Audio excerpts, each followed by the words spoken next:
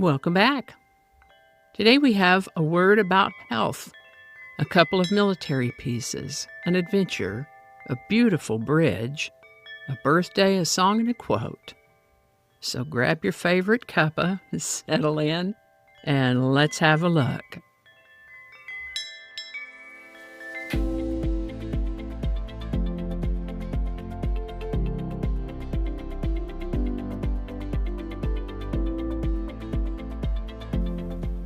Hi there, and welcome to This Day in History for August 7th. August 7th is the 219th day of the year in the Gregorian calendar, 220th in leap years, with 146 days remaining to the end of the year. Today's word is scorbutic. Scorbutic is an adjective that means relating to or caused by scurvy, the disease resulting from a severe deficiency of vitamin C, or having the symptoms or characteristics of scurvy. For example, the sailor developed scorbutic symptoms after months at sea without fresh fruits or vegetables, or the expedition suffered from scorbutic disease during the long Arctic winter. So, scurvy. For centuries, scurvy was one of the greatest dangers faced by sailors.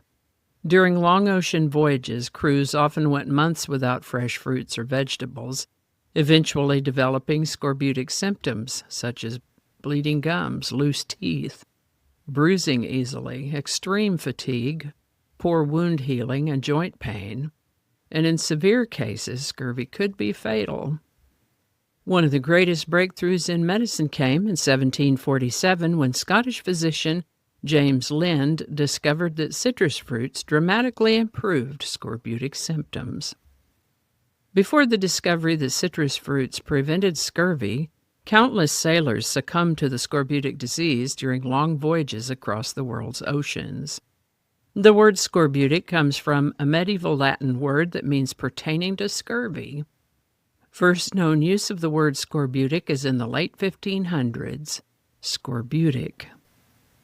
Today's word scorbutic was requested by YouTube viewer at T. Ramsire. Thanks, Teresa. And if you have a word you'd like us to take a look at in this Word of the Day segment, drop it in the comments and we'll get it on the list. And with that, George Washington ordered the creation of the Badge of Military Merit to honor soldiers wounded in battle. It would later be renamed the more poetic Purple Heart. The Purple Heart is the oldest military award still given to U.S. military members. The National Purple Heart Hall of Honor is located in New Windsor, New York. The United States Department of War was established on August 7, 1798.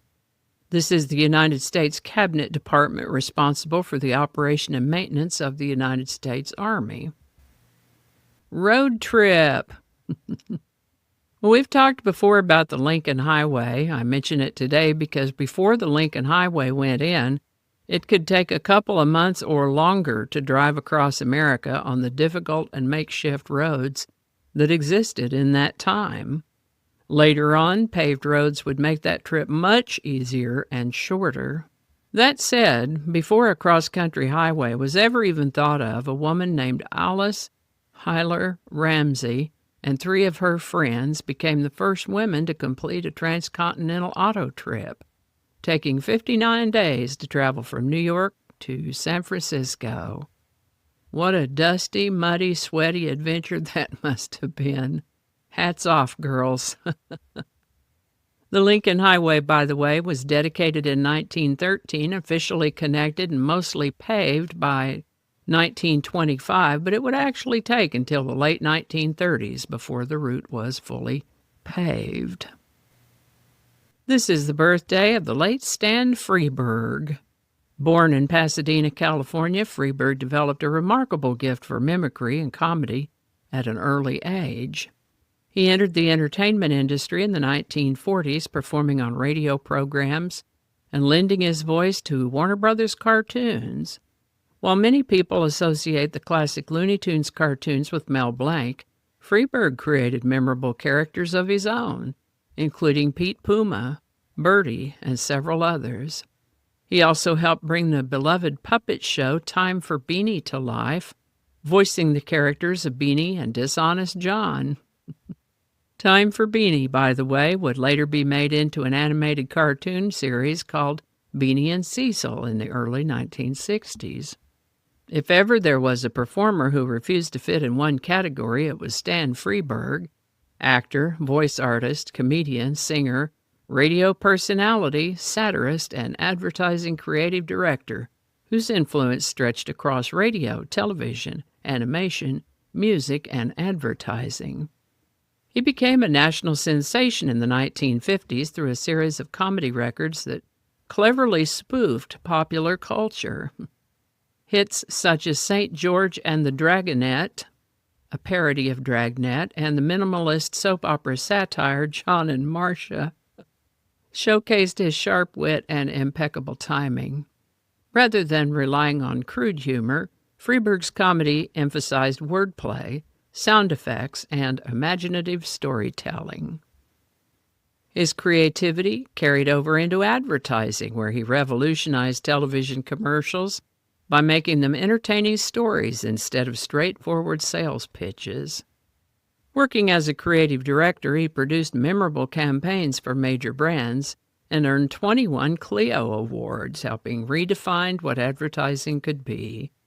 Remarkably, he refused to create commercials for tobacco companies, even when it limited his career opportunities, a decision that reflected his personal convictions.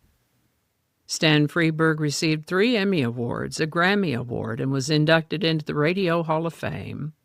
He demonstrated that intelligence, creativity, and humor could coexist, and his work helped shape modern comedy, voice acting, and advertising, leaving behind a body of work that continues to inspire performers, writers, and creative professionals today. Stan Freberg passed in 2015 at the age of 88. Stan Freberg.